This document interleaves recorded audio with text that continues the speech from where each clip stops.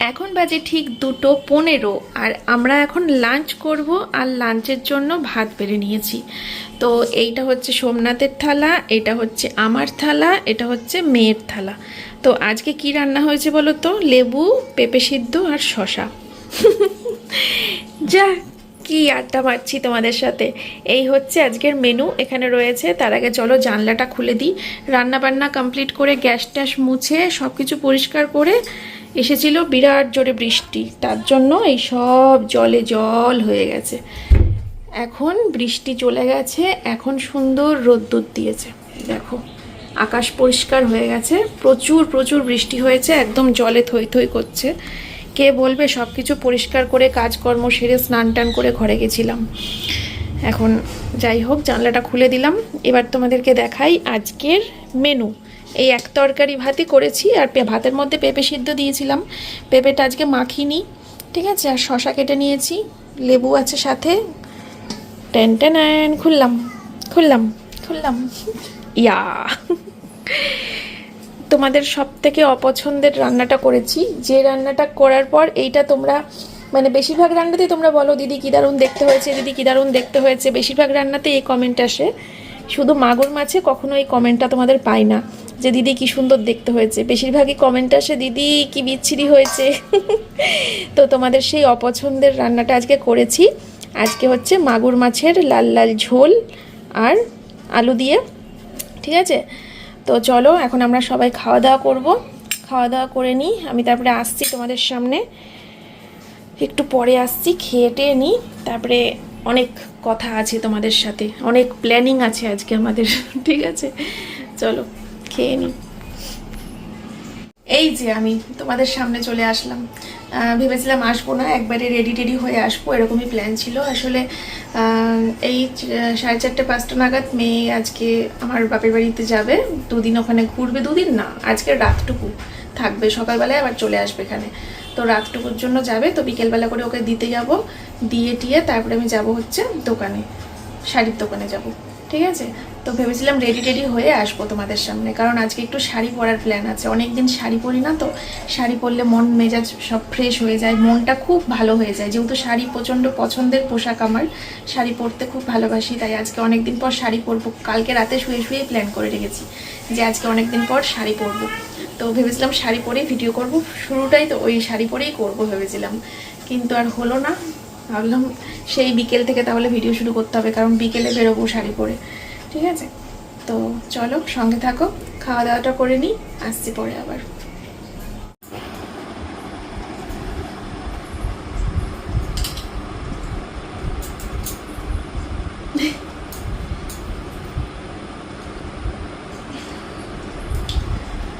আজকে বহু যুগ পর শাড়ি পরেছি, বহু যুগ। কমেন্ট করবে হ্যাঁ শাড়িটা কেমন। ভাবছি এখন থেকে যখন গাড়ি নিয়ে আমরা বেরোবো, ভাবছি শাড়িই পরবো, কারণ বাইকে সত্যি শাড়ি পরে বসা যায় না, অসুবিধা হয়। ওই একদিকে পা দিয়ে বসতে হয়, 2 দিকে পা দিয়ে বসে বেশি আরাম লাগে। শাড়ি পরলে 2 দিকে পা দেওয়া যায় না, ওই জন্য শাড়ি পরে বাইকে একটু সমস্যাই হয়। তাও ম্যানেজ করে নিতাম যখন যখন পরতাম, শাড়ি পরতে ভালো লাগে বলে। কিন্তু গাড়িতে তো আর সেটা ব্যাপার নেই, গাড়িতে আমার এসিও আছে, শাড়ি পরে গরম লাগারও ব্যাপার নেই। তারপরে শাড়ি পরে গাড়িতে বসে কমফোর্টেবলও লাগবে। ভাবছি এবার থেকে শাড়ি পরবো, বেশিরভাগ টাইমে চেষ্টা করবো শাড়ি পরার, যখন যখন গাড়ি বেরোবে, ঠিক আছে। তো আজকে অনেকদিন পরে এই শাড়িটা পরলাম। এটা আমার খুব পছন্দের শাড়ি, এটা আমিই কিনেছিলাম। এটা মনে হয় আমি মনে হয় কিনেছিলাম নিজের জন্য। অনেক বছরের পুরনো শাড়ি, এটা অনেক বছর আগের শাড়ি, কিন্তু খুব তোলা তোলা করে ইউজ করি, তো ওই জন্য এখনও নতুন রয়েছে। যাই হোক চলো, আমি কিন্তু আগে পার্লারে যাব, আইব্রো করবো। আমার আইব্রোর অবস্থা খুব খারাপ, মানে এত উঠে গেছে আইব্রো, দেখতে এত বাজে লাগছে। আগে পার্লারে যাব, আইব্রো করব, তারপরে মেয়েকে আমার মায়ের কাছে নামাবো, তারপরে গিয়ে আমি শাড়ির দোকানে যাব, ঠিক আছে। তো চলো আসছি আবার পরে। বন্ধুরা চলো পার্লারে যাচ্ছি। পার্লার থেকে আগে ভুরুটা তুলে আসি, তারপরে মেয়েকে রেডি করব, তারপরে সোমনাথও রেডি হবে, তারপরে আমরা গাড়ি নিয়ে একবারে বেরোবো, ঠিক আছে। তো পার্লারের কাজটা আগে মিটিয়ে নিই, এখনই আর ওদের গিয়ে লাভ নেই বেরিয়ে। এই তো এসে গেছি, চলো কমপ্লিট। বাবা গো কি হয়েছিল দেখো, চোখ মুখ ফুলবে এবার আমার আস্তে আস্তে। আমি যতবার আইব্রো করি, আমার আইব্রো করার পরে পরে আমার চোখ মুখ ফুলে যায়। এখন চোখ মুখ ফুলবে, তারপরে আবার ঠিক হবে। একটুখানি চুলের আগাটা ছাঁটলাম, বুঝতে পারলে খুব বাজে হয়ে গেছিলো চুলের আগার অবস্থা, পুরো লিকলিক করছিল। এই পর্যন্ত হচ্ছিল, একটু আগাটা ছাঁটলাম, এখন আবার মানে আগাটা তো সমান হলো।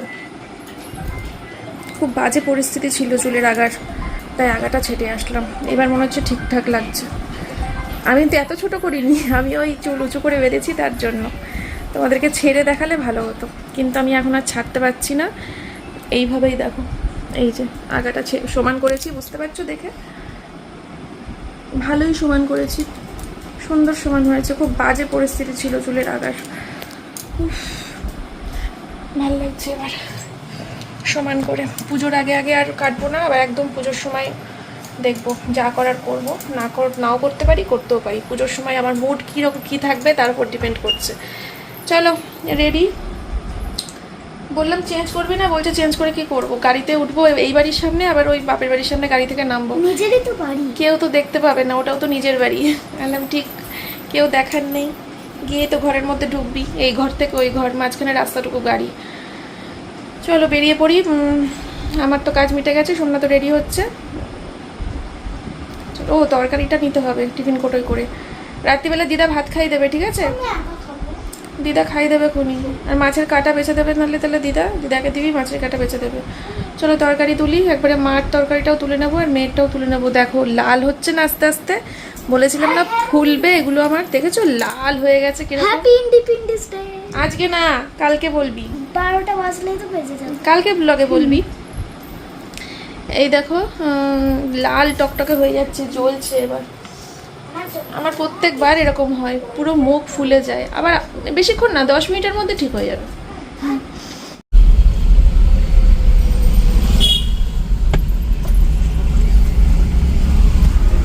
তো দিদা দাঁড়িয়ে, কোথায় দেখতে পাবি।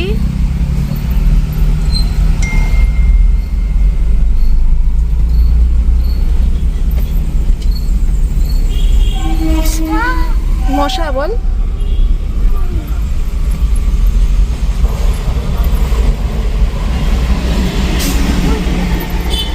দিদা আসেনি,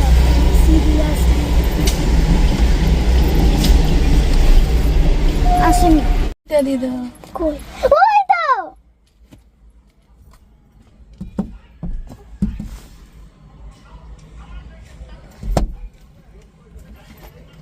কি বলবো, বুঝতে পারছি না।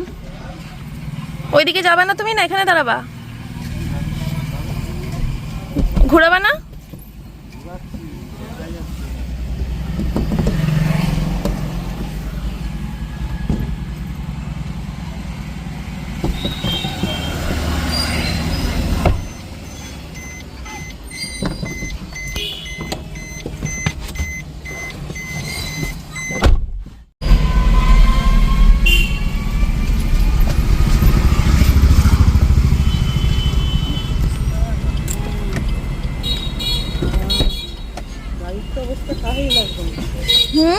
গাড়ির অবস্থা কি? কাদা লেগেছে?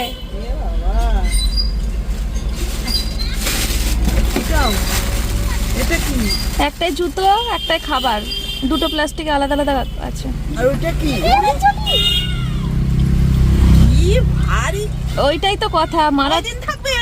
কি যে নিয়েছে ওই জানে, আমি কিচ্ছু গুছিয়ে কালকে দিইনি। যদি চলে যাস না, একটা মেয়ে দেবো। 4 দিন থাকবি, 4 দিন।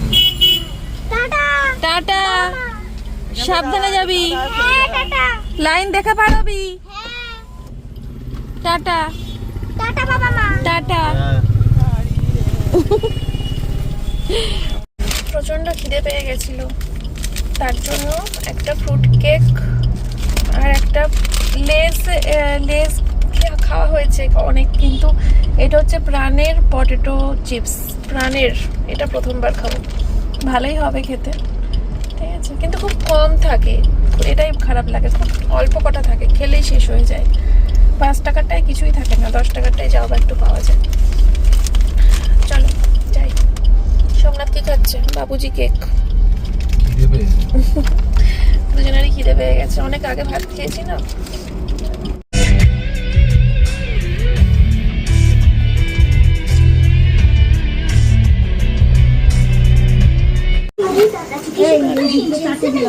নতুনত্ব বিস্কুট, নোনতা বিস্কুটটা ভালোই হয়েছে।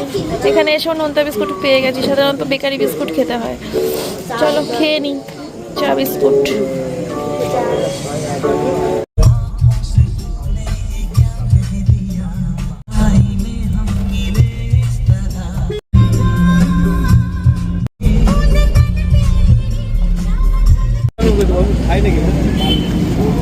ভালো এমনি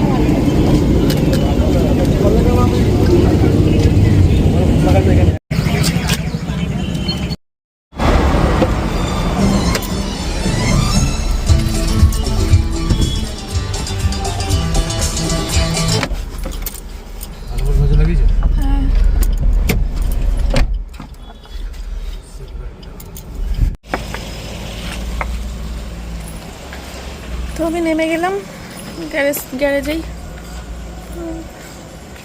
বাড়ি গিয়ে বেডশিটের কিছু শর্ট ভিডিও বানাবো, তাই মালগুলো নামাই গা, তালা টালা খুলি। চলো। ডিমের ঝোলের গন্ধ পাচ্ছি সারা রাস্তা। কার বাড়িতে যেন জমিয়ে ডিমের ঝোল রান্না করছে, বুঝলে? ইস, লোভ দিয়ে দিলাম।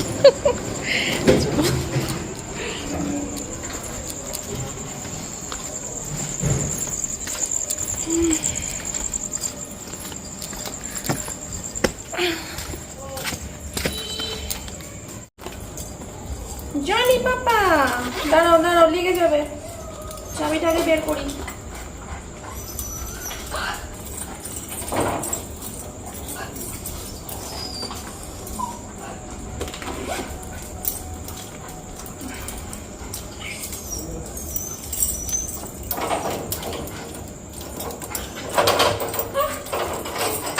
সর সর, আমাকে ঢুকতে দে, সর।